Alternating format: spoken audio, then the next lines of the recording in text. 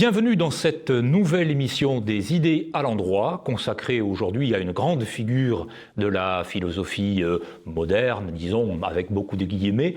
Il s'agit de Friedrich Nietzsche, philosophe à certains égards déconcertant d'un point de vue stylistique. Ce n'est pas un homme de l'abstraction conceptuelle, ce n'est pas un homme qui veille à élaborer un système philosophique, comme d'autres, comme Hegel par exemple, de manière un peu paradigmatique. C'est un homme qui considère que la pensée ne procède pas tant du cerveau, de l'esprit, que du corps, et donc des pulsions et des instincts. Et cette manière de concevoir la sagesse est évidemment très différente de la tradition, de la façon dont la tradition philosophique occidentale, en particulier à partir du moment Socrate-Platon, l'envisage. Alors on va essayer d'expliciter sa pensée, de mieux la saisir, de mieux l'approcher. Il faut toujours être prudent avec Nietzsche. Ce n'est jamais très simple de procéder avec lui, de procéder presque au sens pédestre, de marcher avec lui. C'était un grand marcheur. Et nous allons donc cheminer avec lui, avec trois invités. Vous, Philippe Granarolo, vous êtes philosophe, agrégé de philosophie, docteur d'État, vous avez enseigné cette discipline en classe préparatoire aux grandes écoles, vous avez consacré votre thèse de doctorat d'État à Nietzsche. Absolument. Vous êtes un spécialiste de Nietzsche, à qui... J'espère l'être. Je crois que les téléspectateurs vont s'en apercevoir, à qui vous avez consacré un grand nombre d'essais. Alors parmi eux, je signale L'individu éternel. C'est le premier. L'expérience nietzschéenne de l'éternité, c'est aux éditions Vrin. Réédité en 2019. Nietzsche, 5 scénarios pour le futur, c'est aux éditions Encre Marine, les belles lettres. Nietzsche et les voies du surhumain, et également En chemin avec Nietzsche aux éditions L'Harmattan. Vous avez également consacré à Nietzsche un très grand nombre d'articles, évidemment, dans un grand nombre de revues, dont la revue Nouvelle École. Absolument. Avec nous également Pierre Le Vigan, familier des téléspectateurs de TV Liberté. J'avais eu le plaisir de vous recevoir lors de la précédente émission qui était consacrée à Georges Sorel. Vous êtes urbaniste de formation, essayiste, philosophe. Vous avez consacré plusieurs volumes à l'histoire de la philosophie et des philosophes. Avez-vous compris les philosophes en 5 volumes et également en 2 volumes aux éditions du Alpha, La planète des philosophes. Et vous avez évidemment consacré un fort chapitre à Nietzsche. J'ajoute, dans le même ordre d'idées, c'est absolument essentiel, que vous avez publié un essai qui s'intitule « Achever le nihilisme ». Le nihilisme est une notion très importante, évidemment, dans la pensée de Nietzsche. Essai dans lequel Nietzsche et Heidegger sont fortement sollicités. Avec nous, évidemment, aussi, François-Régis Ribes. Vous êtes psychologue, spécialisé en neuropsychologie. Vous avez publié un ouvrage consacré, lui, à Kant. Mais c'est Kant et son héritage.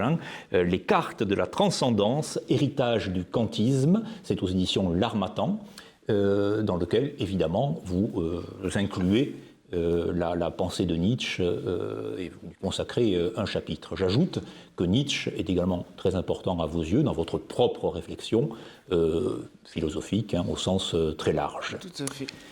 Alors, pour essayer d'aborder ce philosophe donc très singulier, dont on peut avoir le sentiment que sa pensée est parfois un peu échevelée, qu'elle part un peu dans tous les sens, il me semble que la manière peut-être la plus aisée, Philippe Granarolo, est de voir ce à quoi Nietzsche s'oppose quand il surgit, comme ça, dans l'histoire de la philosophie.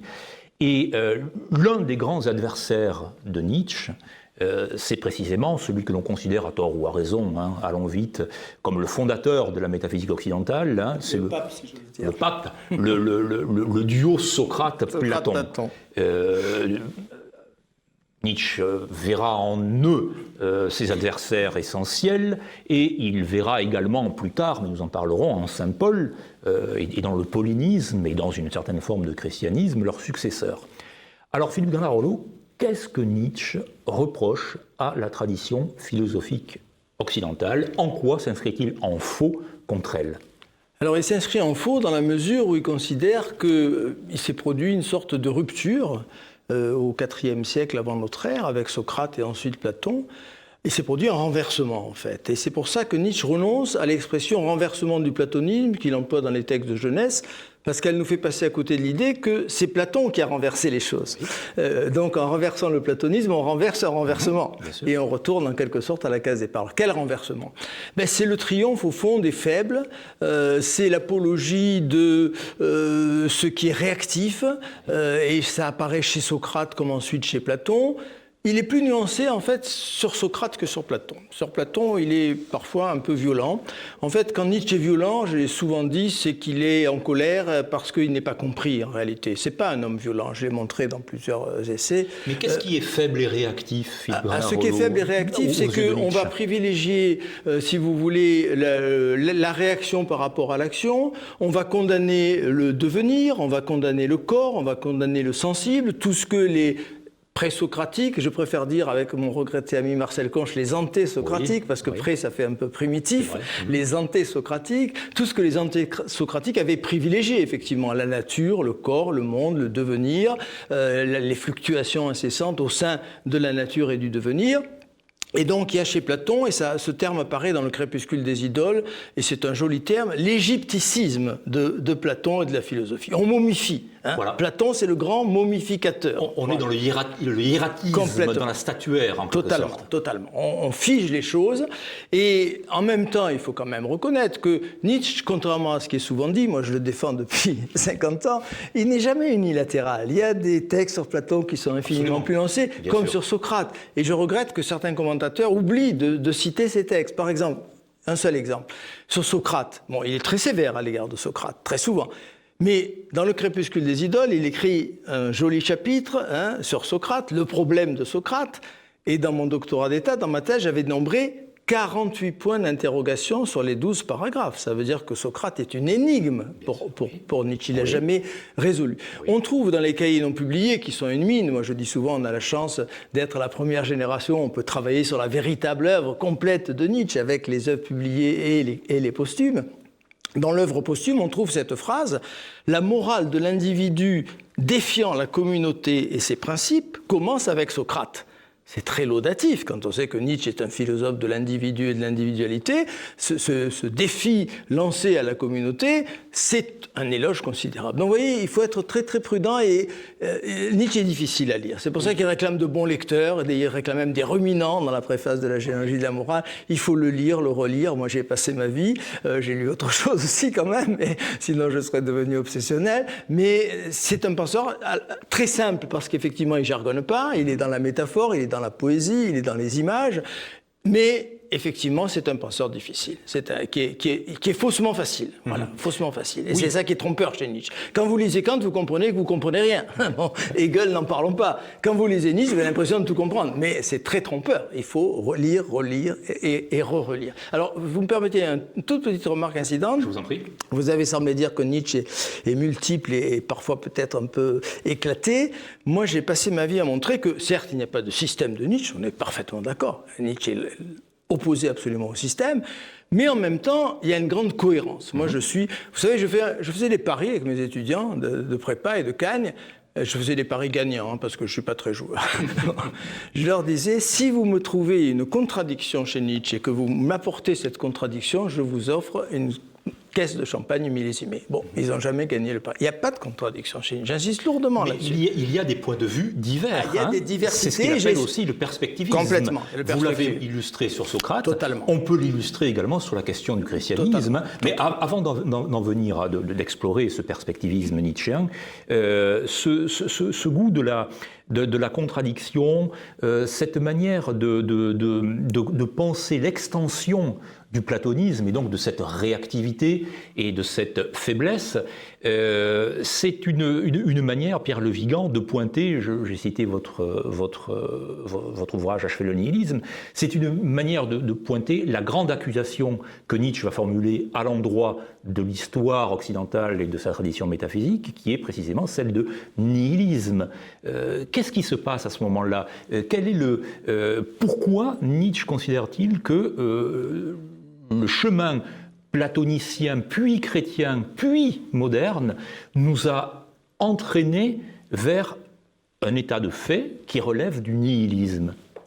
Oui, alors en fait, le nihilisme chez Nietzsche, alors c'est vraiment une question centrale, Oui. et ça se ramène essentiellement finalement au refus du dualisme, et notamment du dualisme corps-esprit, et plus généralement du dualisme entre monde sensible et monde des idées. Et c'est pour cela qu'il remonte à Platon en faisant en quelque sorte le maître de tous nos errements depuis la mémoire la plus lointaine de la philosophie, c'est parce que effectivement il y a chez Platon, alors bien entendu il faudrait nuancer, mais enfin il y a quand même chez Platon effectivement cette opposition entre le monde sensible, c'est-à-dire nos ressentis, nos perceptions, nos pulsions, etc., nos affects, nos affections, et le monde des idées qui relève en quelque sorte d'un grand soleil éblouissant. Alors bien sûr, chez Platon, il y a aussi l'idée d'une participation du monde sensible au monde des idées. Mais c'est vrai que Nietzsche simplifie en quelque sorte Platon, il en retient ce qu'il estime être les traits les plus saillants, et non sans quelques bonnes raisons, Nietzsche considère qu'il y a fondamentalement un dualisme chez Platon, et ça lui paraît absolument dramatique, parce que cela oppose, selon Nietzsche, le monde tel qu'il est, tel que nous le ressentons, et le monde tel qu'il devrait être. Et donc, c'est déjà le début des arrière-mondes. Voilà, c'est une façon de dévaloriser la vie. Et voilà, et s'il y a un monde tel qu'il devrait être, qui est bien meilleur, par définition, que celui qui est, ça veut dire que finalement, nous n'acceptons pas la vie telle qu'elle est, et sont tragiques. Ces joies qui vont toujours avec des peines, inévitablement. Et donc, ça, c'est vraiment, pour Nietzsche, c'est vraiment le fondement du nihilisme. Alors ensuite, bien sûr, il décline ce nihilisme de manière beaucoup plus fine, en expliquant qu'il y a un nihilisme passif qui consiste à ne croire en rien, qu'il y a un nihilisme actif qui consiste à vouloir que dans une société, tout le monde soit comme ça, c'est-à-dire que personne ne croit en quelque chose. Et il explique aussi qu'il y a un nihilisme plus subtil, mais non moins dangereux, qui consiste à croire en des idéaux, mais des idéaux bas, des idéaux médiocres et surtout, peut-être plus encore, des idéaux trompeurs. La science, etc., voilà, le socialisme, etc. Donc vraiment, cette question du nihilisme, a tout à fait raison, Rémi, est centrale chez Nietzsche. Alors, François Régis Ribes, on a évoqué, c'est Philippe Bernard-Rollo qui a évoqué ce mot de faiblesse. Nietzsche pointe ce qui est ressorti de la faiblesse. Il y a, vous êtes psychologue, Nietzsche aimait beaucoup les psychologues d'ailleurs, et l'idée de la psychologie. Il lisait les moralistes français, il lisait Stendhal au sens de comme autant de psychologue. C'était une valeur qu'il portait très haut et un esprit qu'il portait très haut. Nietzsche se définissait comme philosophe médecin. Cette manière de pointer ce qui est ressorti donc de la faiblesse et ce qui est ressorti de la force, à contrario, est-ce que cela vous paraît, dans quelle mesure cela vous paraît une grille de lecture pertinente également ? Déjà, j'aimerais relever ce que monsieur a dit. C'est qu'effectivement, Nietzsche s'oppose totalement à l'idée de dualisme. Oui. Et donc en ça, il fait un geste qui ressemble beaucoup à ce que fait mon corps de métier, à savoir le neuropsychologue, puisque ce que nous faisons, nous, c'est essayer d'articuler l'organique avec le psychologique beaucoup plus abstrait. Et Nietzsche, qui a horreur de, comme vous le dites, des arrière-mondes, des abstractions, etc., dès 1876, va vouloir se plonger profondément dans les sciences de la vie, dans la biologie, dans la médecine, dans la physiologie, pour avoir un rapport au charnel, à l'organique. Oui. Il dit dans Humain trop humain qu'il avait soif de réalité et que c'est pour cette raison qu'il se plonge là-dedans. Et alors de ça, on va voir que ça innerve énormément son vocabulaire, et qu'effectivement il y a tout un ensemble de notions liées à la médecine. Et au corps, donc, c'est l'organicité, c'est le corps qui va mettre en évidence. Le corps pense. Et alors il va trouver dans les textes de Virchow notamment cette idée d'assimilation qui va le fasciner. Donc d'assimilation, Virchow parle de l'assimilation au niveau cellulaire. Oui. C'est-à-dire qu'une cellule va avoir cette capacité à être affectée passivement par un corps étranger, ce qui va perturber son organisation interne, et donc pour s'en défendre, elle va réagir et alors l'incorporer et pouvoir, au lieu d'en être victime, l'intégrer pour croître. Ça, c'est vraiment quelque chose qui va le fasciner, qui va innerver beaucoup de notions, dont notamment la notion de grandeur chez Nietzsche, qui renvoie toujours à la même chose, grande politique, grand style, grande santé, tout ça, c'est finalement, ça renvoie à cette idée d'être capable d'incorporer un maximum de diversité en soi, tout en faisant en sorte que cette diversité ne nous déchire pas, mais à l'inverse, qu'on soit capable d'en faire quelque chose qui soit vecteur de vitalité. Et de créativité, de création. Exactement. Et donc c'est là que je vais répondre à votre question, c'est que son idée de grande santé, c'est quoi? C'est pas la volonté de faire en sorte que les individus soient dans un état de silence des organes, qu'ils ne soient jamais malades, qu'ils soient dans une égalité d'humeur d'un jour à l'autre. C'est tout l'inverse, c'est cette capacité de guérir. Guérir, ça suppose de pouvoir tomber malade. Et donc, comme ça, en étant dans une dynamique dans laquelle on tombe malade, puis on retourne à la santé, puis on fait face à une nouvelle forme de maladie, ça, pour Nietzsche, c'est cette capacité à intégrer différents rapports au monde. Quand on va pas bien, évidemment, on sait qu'on pense différemment. Autrement dit, quand on est dans un état de faiblesse, de maladie ou quoi que ce soit, eh bien, on va avoir une autre perspective sur les choses. Et si on est capable de guérir, puis de sombrer dans un nouveau mal, puis de guérir, puis de vivre une nouvelle maladie, on multiplie ces perspectives sur le monde, ce qui fait de nous le porteur de 1000 mondes, si vous voulez. On est porteur de 1000 mondes et en tant que tel, on est capable de créer des valeurs riches, des valeurs intenses. Et en ça, Nietzsche considère que c'est le propre d'une vie bonne, d'une vie intense et d'une vie porteuse de vitalité. Oui, authentiquement vécu et pleinement vécu, bien sûr. Exactement. Alors, ces manifestations de la maladie, parce que c'est important, grande santé, maladie, force, faiblesse, la maladie, donc Nietzsche la voit, la diagnostique en tant que philosophe médecin dans la pensée de Socrate, Platon. Il la diagnostique également dans le christianisme, pour ce qui a été dit, c'est-à-dire cette idée d'un arrière-monde, comme disait Pierre Le Vigan, d'un monde idéal, enfin, qui viendrait doubler le monde réel, qui lui est profondément, on va y revenir, mais tragique. Les manifestations de cette maladie nihiliste dans le monde moderne, quelles sont-elles? Parce qu'après tout, on aurait très bien pu concevoir que après l'ère chrétienne, donc après que la vitalité du christianisme s'est estompée dans l'histoire, les hommes, et en particulier les Européens, Nietzsche raisonne en termes civilisationnels, auraient opté pour la santé précisément. Or, pas du tout. Nietzsche considère que les Européens, le monde moderne, dans la filiation du christianisme et après le christianisme, ont en quelque sorte aggravé cette maladie. Quelle est-elle, cette maladie moderne? Alors cette maladie, c'est, je dirais, le prolongement de ce que je vais appeler le socratico-platonico-christianisme, qui forme une seule configuration. C'est le paradigme dans lequel nous sommes depuis 2 millénaires. En fait, c'est un paradigme qui est très vieux, très ancien, et qui a perduré, qui a produit de belles choses. Nietzsche n'est jamais unilatéral, je le disais tout à l'heure. Il a produit des œuvres d'art admirables, il a produit des choses tout à fait merveilleuses. Mais il est porteur, effectivement, fondamentalement porteur de nihilisme, parce que c'est une philosophie de la condamnation, du rejet. Je rejette le réel, je condamne le devenir, je condamne le corps, et ce à quoi Nietzsche tend de toutes ses forces, et il le dit magnifiquement dans son autobiographie Ecce Homo, une philosophie de l'approbation. Hein. On va y venir. Bon, donc je ne vais pas plus loin pour l'instant, philosophie de l'approbation. Et donc, l'idée qui apparaît, c'est que, je dirais, on va parler peut-être de la mort de Dieu, mais j'anticipe un peu, parce que pour répondre à votre question, Dieu n'est pas mort, il est agonisant. Voilà. Hein. Les ombres de Dieu vont encore longtemps être véhiculées dans notre civilisation. Et il ajoute une formule un peu imprudente peut-être, nous sommes dans le nihilisme pour les 3 ou 4 siècles à venir. Là, il s'aventure un peu, il joue un peu à Madame Soleil, mais peu importe.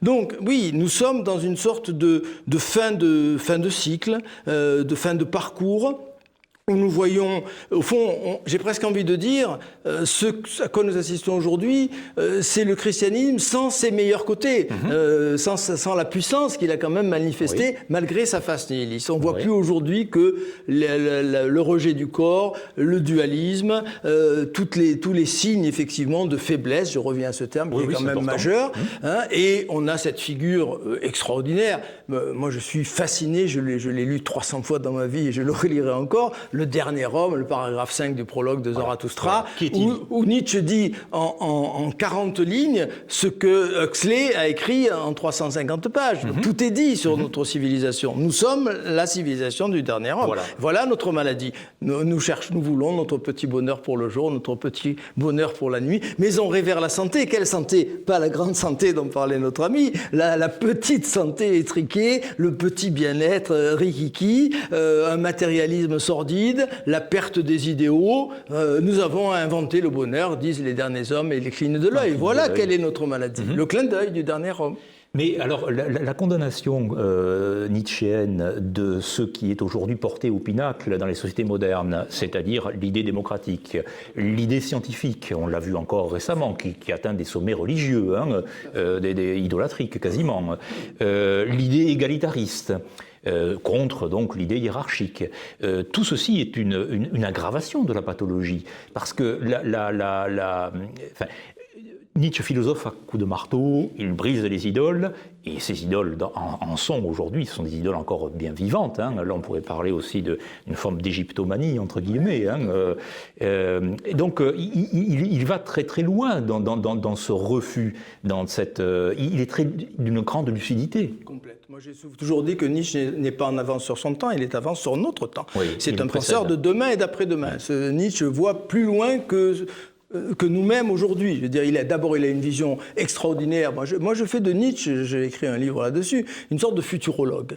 D'où l'impression de contradiction. Un futurologue qui vous écrit un livre aujourd'hui décrivant la fin du XXIe siècle comme apocalyptique, tout fout le camp, la planète est à feu à sang, et qui dans 5 ans écrit un livre en disant le monde est merveilleux, il se contredit pas. Il décrit de Futurible, comme disait. Oui. Je pense à ça parce que je vais décrire un article dans la revue Futurible, justement.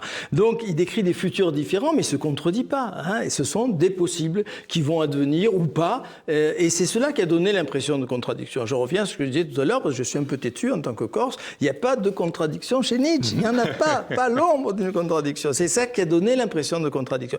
Mais en même temps, il dit, c'est très important, c'est une phrase qui n'est pas toujours suffisamment soulignée, nous sommes dans une époque charnière, difficile à interpréter. Les mêmes symptômes peuvent être interprétés comme signe de maladie, pour reprendre notre terme, et en même temps comme promesse d'avenir. Donc c'est très très difficile de poser aujourd'hui un diagnostic sur le corps malade de la civilisation, même si fondamentalement elle est extrêmement malade, il y a quand même, et c'est mon côté optimiste peut-être qui m'amène à dire ça, des signes prometteurs qui peuvent signaler une sorte d'issue. On n'est peut-être pas condamné à cette maladie jusqu'à la fin des temps, ou à la disparition, encore moins la déclinologie est très à la mode. Voilà. Alors ce dernier homme que vous avez évoqué, qui est effectivement central, hélas pourrait-on dire, et Nietzsche pointe évidemment la centralité qui est la sienne dans le monde moderne, c'est également un homme, dit Nietzsche, de ressentiment et un homme de vengeance. Ça aussi, ce sont des questions et des formules très importantes dans la pensée de Nietzsche. En quoi le dernier homme est-il un homme vengeur et ressentimental ? Alors, effectivement, le ressentiment, c'est l'autre versant de ce qu'évoquait Philippe Granarolo, c'est-à-dire le refus de l'approbation du monde. Le ressentiment, c'est précisément ce qui manifeste l'écart entre ce que l'on est et ce que l'on voudrait être. Donc ça, Nietzsche le critique toujours au nom du monisme. Mais effectivement, par rapport à ce qui a été dit, je voulais en fait insister sur un aspect, effectivement, qui est qu'avec ce que Nietzsche appelait la mort de Dieu, l'effondrement du christianisme, une certaine verticalité qui existait, qui était sur une base que Nietzsche contestait, mais qui malgré tout aidait l'homme à se tenir, en quelque sorte, s'est effondrée et a laissé la place, ça a été aussi évoqué par notre ami, a laissé la place à des idoles plus médiocres, en quelque sorte, même que l'idée de Dieu.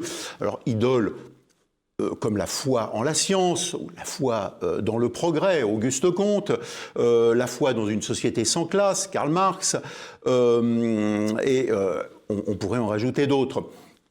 Et toutes ces petites verticalités de substitution qui n'ont pas duré très longtemps, finalement ont empêché la seule solution de sortie que préconise Nietzsche, c'est-à-dire d'assumer pleinement le perspectivisme. C'est d'ailleurs un élément essentiel dans sa critique constructive de Schopenhauer. Schopenhauer constate que ce qui est au principe de la vie humaine, c'est le vouloir vivre. Et Schopenhauer dit, non sans quelques raisons, le vouloir vivre nous amène à souffrir, ce qui n'est pas faux. Il nous donne aussi du plaisir, mais la souffrance paraît l'élément primordial que retient Schopenhauer.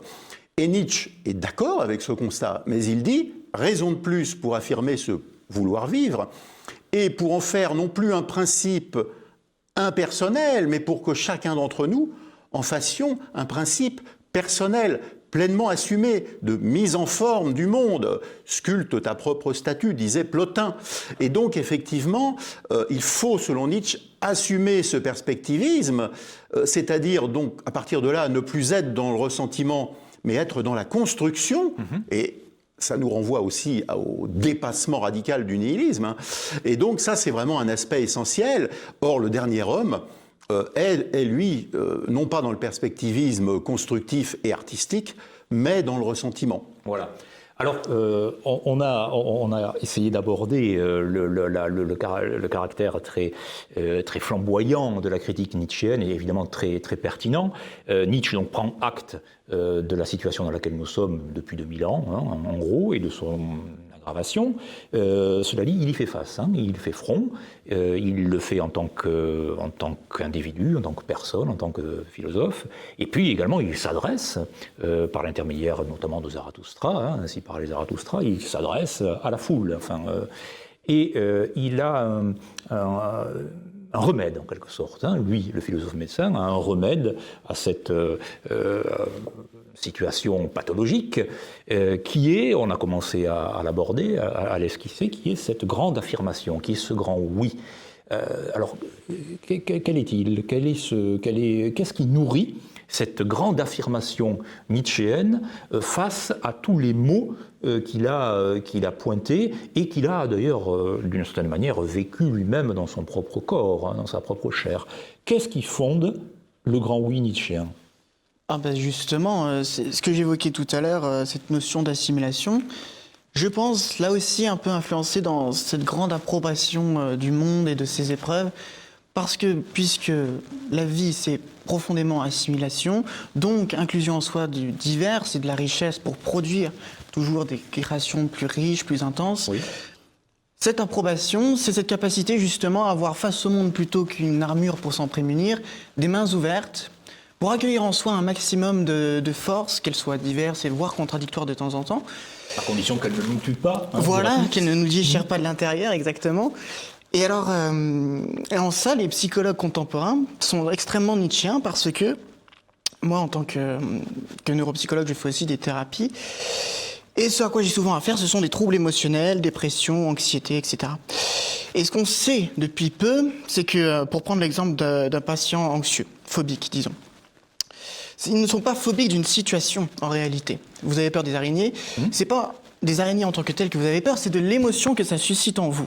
Vous êtes intolérant à la perturbation que cet événement crée en vous. Donc, ce qui est sûr, c'est que lorsqu'une personne est phobique, elle le sera non seulement pour un événement spécifique, mais ça va s'élargir au bout d'un moment. Parce que ce qu'elle craint, c'est l'émotion qu'elle ne supporte pas. Et à ce moment-là, quelle est la thérapie appliquée ? C'est ce qu'on appelle les thérapies d'exposition. On expose la personne, à travers l'objet phobique, on expose la personne à son émotion. C'est une forme d'homéopathie, en quelque sorte ? Non, certainement. L'exemple est mauvais. Je veux dire par là, on intègre le poison, on essaie de se... de vaccin. Oui, de vaccin. L'homéopathie, oui, c'est-à-dire soigner le mal par le mal, je veux dire. Oui. C'est une manière de soigner le mal par le mal, c'est ça ? Exactement. Les thérapies d'exposition, contrairement à ce qu'on pense, c'est pas montrer au patient que si on lui montre une araignée, il ne va rien lui arriver, ça il le sait très bien. Ouais. C'est lui apprendre justement à apprivoiser cette émotion négative. C'est ça. Et donc, ces thérapies d'exposition, la philosophie sous-jacente, c'est une philosophie clairement nietzschéenne de l'approbation. C'est-à-dire garder face à toutes les émotions qui se présentent à nous, qu'elles soient considérées comme positives ou négatives, ce sont des émotions riches, des émotions qui se vivent, qui s'explorent et qui ne se fuient pas. Oui, il faut apprendre à ne pas redouter. Alors, il y a également, face à ce dernier homme que vous nous avez décrit, Philippe Granat-Rollo, et toujours dans cette perspective approbatrice et de dépassement par le haut, parce qu'un dépassement peut se faire évidemment par le bas ou par le haut. Donc la situation contemporaine peut être dépassée par le bas, c'est le dernier homme qui s'enlise de plus en plus, mais également par le haut. Et là, il y a une notion évidemment qui a suscité quantité de polémiques et qui est difficile à appréhender, mais il faut le faire forcément, c'est la notion de surhomme. Voilà. Alors, on ne peut pas y échapper. Quel est-il? Comment le penser? Comment le comprendre? Je crois que c'est relativement simple. En fait, le surhomme, c'est simplement le fait de... penser le surhumain, c'est penser la réouverture de l'évolution humaine, qui risque effectivement d'aboutir à une sorte d'impasse pour 1000 raisons. Une de ces raisons, c'est que, et il faut s'en réjouir d'une certaine manière, on a mis fin à la sélection naturelle. Bon, et je pense au livre du docteur Laurent Alexandre, La mort de la mort, qui dit on n'a pas le choix, l'espèce va se dégrader puisqu'on conserve les plus faibles, toutes les tares sont maintenues, il faut donc le transhumanisme, il faut l'homme augmenté. Bon, et je ne suis pas du tout d'accord, bien évidemment. J'ai écrit un article sur Nietzsche, critique des biotechnologies. Je pense que ce rêve de surhumanisme, il est un rêve de faiblesse, il est un rêve de dernier homme, c'est vouloir un homme standardisé en réalité, parce que un robot qui produit les valeurs, c'est une société malade qui rêve effectivement d'un homme absolument standardisé.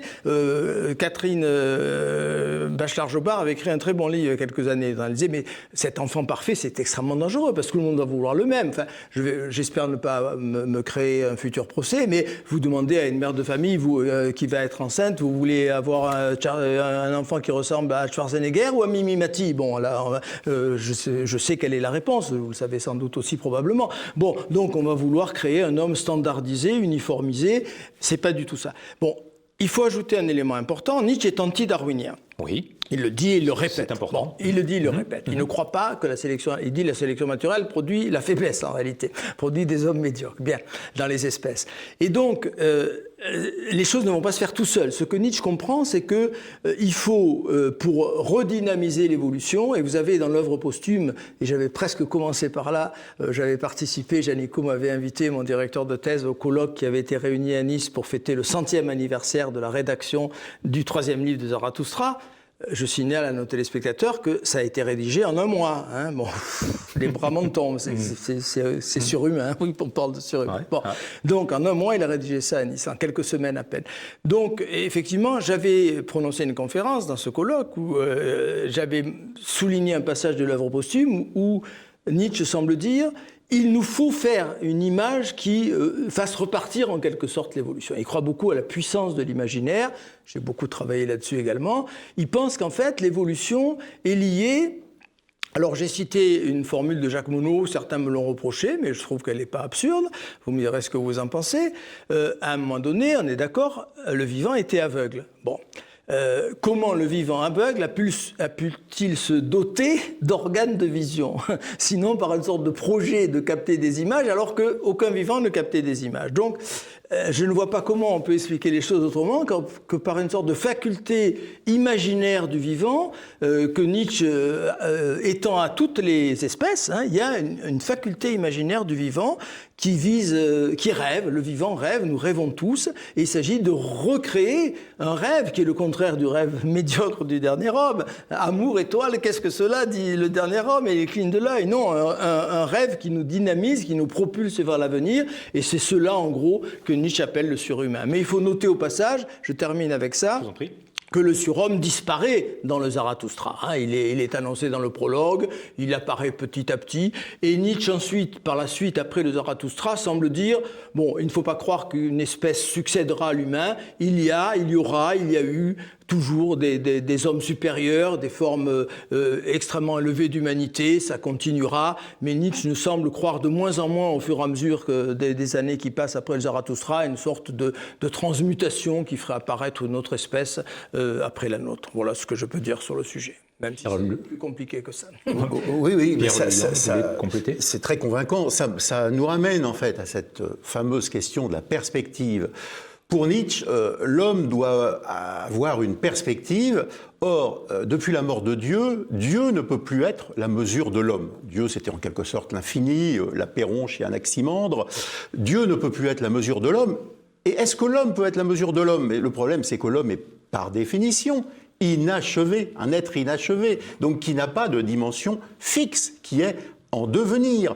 C'est pour cela que Nietzsche nous explique que l'homme est en fait sur une corde tendue entre l'animal, dont il vient en quelque sorte, et le surhomme, où il va. En fait, quelle est la perspective de l'homme? C'est le surhomme. Ça ne veut pas dire que l'homme deviendra un surhomme, mais il ne peut exister en tant qu'homme, il ne peut être dans son propre devenir, projeté dans son propre devenir, que par cette vision du surhomme qui consiste à sans cesse se référer à des valeurs aristocratiques, à essayer sans cesse de se débarrasser des valeurs les plus basses.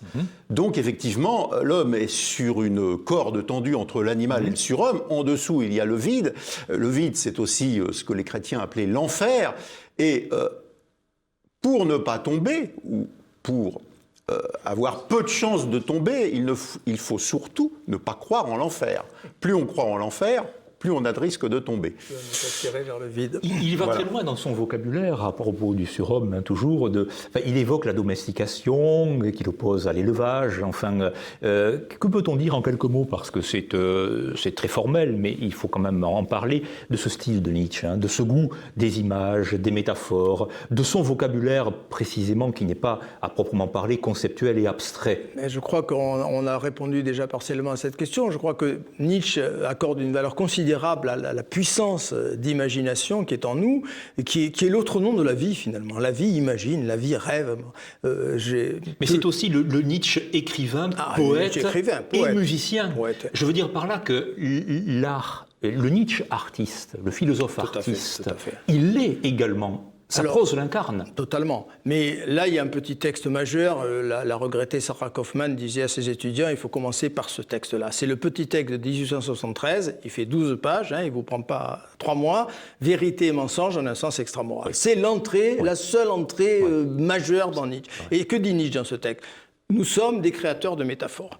Déjà, ce que nous voyons là autour de nous, les couleurs, le son, ça n'existe pas. La physique quantique, aujourd'hui, nous en apporte 1001 preuves. C'est nous qui créons le monde des images, des sons, des odeurs, à partir de stimuli, d'électricité, de chimie, enfin, peu importe.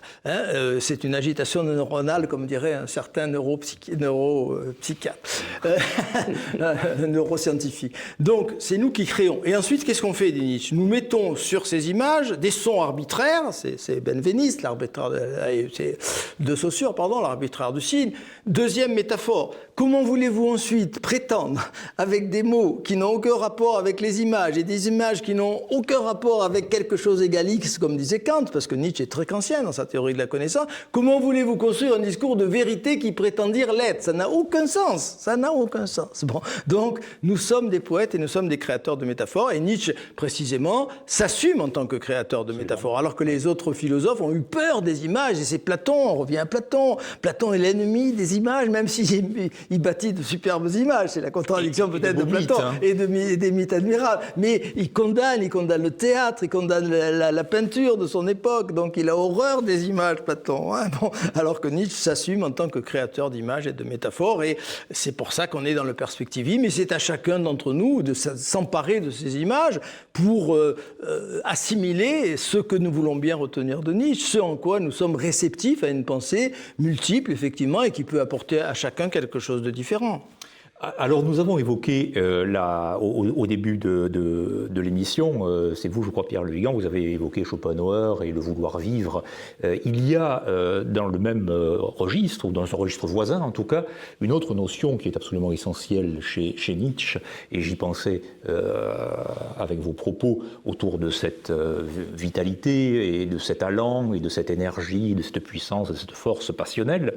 C'est une notion aussi problématique que celle de surhomme, c'est celle de volonté de puissance, ou de volonté vers la puissance, disent certains traducteurs. Alors quelle est-elle, cette volonté de puissance, qui elle aussi a donné lieu à des interprétations parfois un peu fantasmagoriques et fantasmées? La volonté de puissance chez Nietzsche, que peut-on en dire? Alors, la volonté de puissance, en fait, on peut l'aborder en creux, si j'ose dire, en écartant déjà ses déformations. Oui. Alors, une des déformations est en quelque sorte fasciste, entre guillemets, Mussolini était un lecteur de Nietzsche, consiste à ramener cette volonté de puissance à une volonté de domination. Voilà. Donc, en fait, la principale domination pour laquelle plaide Nietzsche, c'est la domination de soi.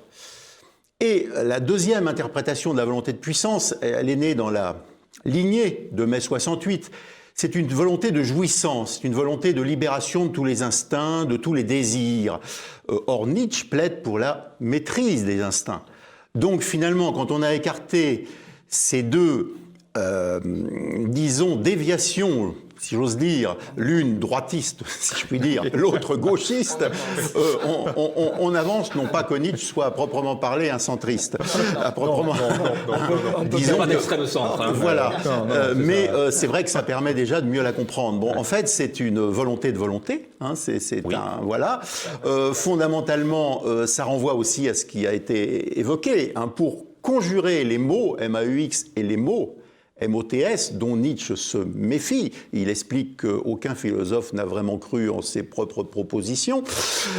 Eh bien, pour Nietzsche, il faut faire appel au sensible. Et dans le sensible, il y a la musique, il y a les images. Et donc, voilà, et l'art en général. Et la matière de l'art. Et cet appel au sensible, en fait, fondamentalement, c'est un appel à un rapport direct, immanent avec la beauté du monde, et tout ça nécessite une volonté de puissance. Et effectivement, c'est un élément essentiel chez Nietzsche, qui doit toujours s'articuler aussi avec l'acceptation de ce que le monde se renouvelle perpétuellement, est en perpétuel devenir, ce qui bien sûr touche au thème de l'éternel retour, thème d'ailleurs à certains égards un peu platonicien, puisque ça renvoie un petit peu à la réminiscence chez Platon, à savoir que tout a toujours déjà été vécu et tout va toujours devoir être vécu à nouveau. Philippe Granarolo. Un petit élément à ce que vient de dire notre ami, avec lequel je suis en accord parfait, ça m'inquiète. J'ai rarement été aussi en accord avec des commentateurs de Nietzsche. Bon, ça me trouble profondément, mais c'est à vous qu'en revient le mérite. Ça prouve encore une fois qu'il n'y a pas de contradiction chez Nietzsche. Ça, c'est le côté corse, donc on insiste. Hein. On insiste.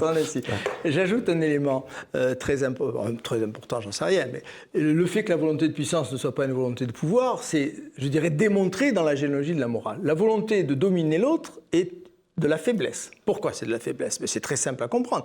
Vouloir dominer l'autre, c'est vouloir le dominer sur son terrain. Donc je vais sur son terrain. Je suis dans l'hétéronomie, j'ai aucune autonomie. Je regarde l'autre, où est-ce qu'il excelle, et j'essaie de faire mieux que lui, là où il excelle. Alors que la volonté de puissance, c'est la volonté de création. D'ailleurs, Macht, puissance en allemand, c'est le même racine que Maren, qui veut dire fabriquer, produire. C'est la volonté de faire, de produire, de créer. C'est pour ça que les métaphores récurrentes de Nietzsche sont lesquelles? L'enfant qui joue, l'artiste. Voilà ce qu'est la volonté de puissance. C'est la volonté de création. Et aux antipodes, on a ce dernier homme, désir, création. Qu'est-ce que cela dit le dernier homme? Il n'y comprend rien. Voilà, donc je voulais ajouter simplement cet élément. Vous avez tout à fait raison. L'enfant joueur n'est pas dépendant du regard de l'autre. Il est libre. Il est entièrement libre et autonome. Il est puissant. François-Régis Ribes. Oui, un dernier mot sur la volonté de puissance. J'espère pas être trop long. Ah non, je vous en prie. Mais ce qui est vraiment très intéressant, c'est que, encore une fois, Nietzsche a un désir sincère de comprendre la vie organique, vraiment en profondeur, donc de la cellule jusqu'à l'humain.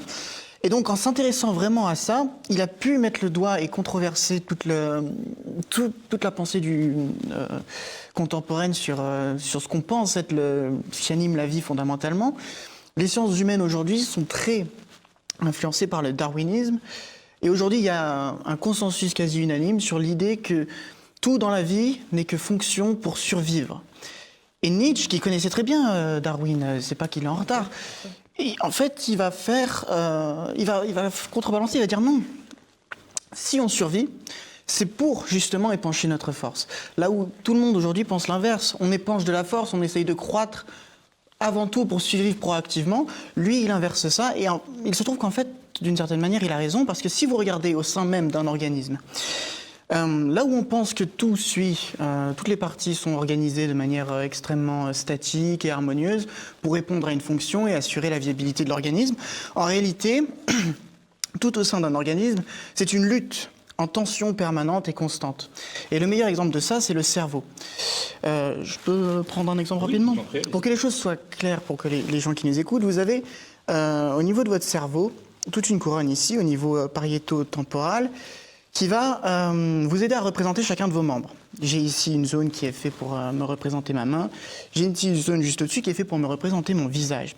Et donc ces territoires cérébraux vont être perpétuellement alimentés par le fait que j'ai des sensations au niveau de mes mains, au niveau de mon visage, durant tout mon quotidien. Ça va alimenter ces régions cérébrales. Si je coupe ma main et que je n'ai plus ces innervations pour alimenter ces régions cérébrales, eh bien, il se trouve que les régions adjacentes à ce qui initialement... les régions adjacentes à la représentation de ma main vont commencer à occuper le territoire. Qu'est-ce que ça veut dire, ça? C'est que c'est pas le fait que ça commence à prendre le territoire de manière tout à fait spontanée, c'est qu'il y a une lutte qui est latente dans notre cerveau perpétuellement. Et de cette lutte, de ce chaos originel, il va y avoir un rapport de force qui est inégal et qui va produire une hiérarchie. Et de là, qui dit hiérarchie dit ordre, et qui dit ordre dit fonctionnalité. Mais c'est sur la base d'un chaos originel que ça s'organise. On passe du chaos au cosmos, là, hein, aussi. Du chaos, on fait naître une étoile dansante. Hein. Magnifique, exactement. Voilà, exactement. Mais ça naît d'un chaos. C'est ça. Et ça, c'est intéressant parce qu'aujourd'hui, plus personne ne considère que c'est ça l'origine de ce qui anime la vie. Et pourtant, ça semble assez juste dans ce que dit Nietzsche.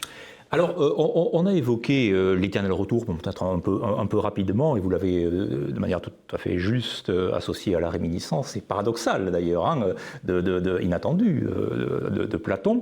Vous avez évoqué également quelques lecteurs de Nietzsche. La postérité de Nietzsche est tout de même considérable.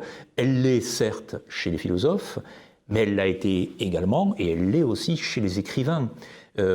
Avec humour, Pierre Le Vigan, vous avez évoqué une postérité de droite, une postérité de gauche.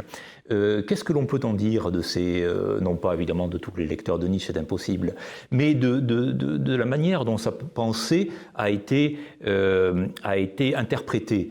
Alors certes, il y a Deleuze, dans le domaine de la littérature, il y a Malraux, il y a Doriot-La Rochelle.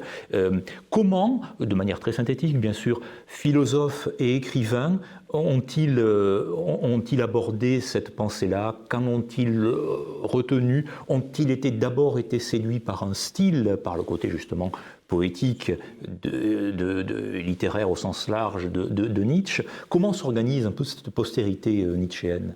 Jusqu'à aujourd'hui, Michel Onfray, bien entendu, et quantité d'autres.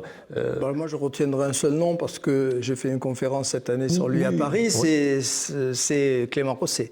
Clément Rosset, qui se voulait un philosophe de l'approbation et dont je montre, ma conférence est enregistrée, la vidéo, vous pouvez la trouver sur Internet. Je montre que j'étais en désaccord profond avec Clément Rosset sur beaucoup de points, et en particulier sur un point. On était participé à des séminaires à Nice, puisque j'étais en doctorat avec Janicot, on en parlait, et que Rosset... éminemment Nietzschéenne. Ah oui, éminemment. Et Rosset participait bien sûr à ces séminaires. Et Rosset disait, je ne comprends pas pourquoi tu te passionnes pour ce retour éternel, ça n'apparaît presque jamais chez Nietzsche, c'est pas central. J'étais en désaccord le plus profond. Nietzsche est un philosophe de l'approbation. Que dit-il dans Ecce Homo ? L'éternel retour, formule d'approbation la plus haute qui se puisse concevoir. Comment peut-on écarter la formule d'approbation la plus haute chez un philosophe qui se veut philosophe de l'approbation? Voilà. Donc je crois que l'éternel retour a effrayé beaucoup de commentateurs, et c'est vrai que j'ai la petite prétention avec mon individu éternel, sous-titre plus important que le titre, l'expérience nietzschéenne de l'éternité. Aux éditions Vrins. Aux éditions Vrins. J'ai la prétention d'avoir... pas compris peut-être, mais tenté de comprendre qu'est-ce qui s'est passé au bord du lac de Silvaplana début août 1881. Bon, j'ai fait une enquête quasiment policière. Et là, vous avez une formule capitale. Il écrit une lettre à Peter Gas Koselitz, alias Koselitz, qui est tout à fait claire. Il dit... J'ai beaucoup pleuré ces derniers jours dans les promenades, non pas des larmes de tristesse, mais des larmes de jubilation, parce que je suis doté d'une vision nouvelle, ein neuer Blick, par lequel je me trouve en avance. Tout est dit, extraordinaire concision. Nietzsche est doté d'un nouveau voir. Ce nouveau voir, c'est le retour éternel. Il comprend que l'instant comprend la totalité du passé, la totalité de l'avenir. Oui. Et cette vision le situe en avance, parce que cette vision sera peut-être celle des hommes qui succéderont à l'humanité actuelle. Voilà mon interprétation, elle est relativement simple. Donc, dans Retour éternel, ce qui est important, c'est l'adjectif. Oui. Si le retour est éternel, hein, ewige Wiederkunft, ça veut dire quoi? Ça veut dire qu'il y a des cercles qui se succèdent, mais ça veut dire, s'il est éternel, qu'il n'y a jamais eu de premier cercle, sinon le retour n'est pas éternel. S'il n'y a jamais eu de premier cercle, il n'y a jamais eu de début du premier cercle. Et donc, dans le cercle dans lequel nous sommes aujourd'hui, il n'y a pas de début.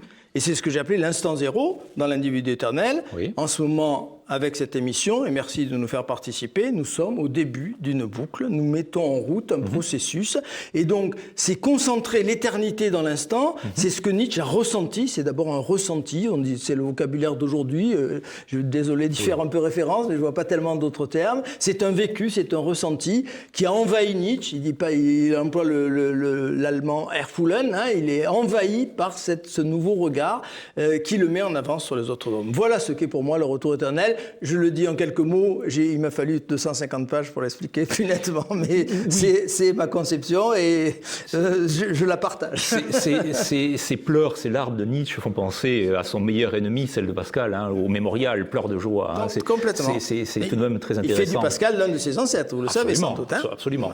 Et c'est une manière aussi, ce que vous venez de dire, d'abolir la dualité entre l'éternel, entre le temporel, le temps et l'éternité. Dans le temps, hors du temps, c'est ce qui est sur la 4e de couverture de mon livre. Bien entendu. Dans le temps, hors du temps. Alors, notre émission se termine. Pierre Le Vigan, un mot précisément sur cette postérité nietzschéenne. Oui, postérité nietzschéenne importante, Jean Beaufray, Michel Deguy, etc. Drieux-La Rochelle était effectivement très influencé par Nietzsche du début à la fin de son œuvre. Hein. Julien Hervier, d'ailleurs, grand spécialiste de Junger et de Drieux-La Rochelle, que nous avions reçu dans cette émission, d'ailleurs. a lui-même indiqué à quel point il avait été marqué par Nietzsche.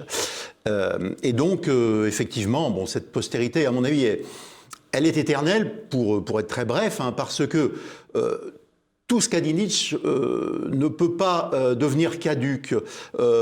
Par exemple, l'idée que la maladie ne peut être comprise que par un regard venant de la santé et que la santé elle-même ne peut être comprise que par un regard venant de la maladie, c'est quelque chose qui s'appliquera éternellement. Bien, messieurs, je vous remercie vivement de votre participation. Nous avons essayé, nos invités ont essayé de démontrer, je crois qu'ils l'ont fait avec beaucoup de vigueur, beaucoup d'énergie, de puissance éminemment nietzschéenne, à quel point précisément Nietzsche était un vivant et un grand vivant, depuis l'organicité jusqu'à cette forme d'éternité dans l'éternel retour. Nous l'avons, je crois, démontré, et c'est une invitation, bien entendu, aux téléspectateurs de se plonger dans cette grande œuvre, peut-être à partir de ce premier texte que vous signaliez, Philippe Granarolo, hein, Vérité et mensonge au sens extramoral, qui est une porte d'entrée essentielle à l'œuvre de Nietzsche. Merci de votre fidélité et à très bientôt pour un nouveau rendez-vous des idées à l'endroit.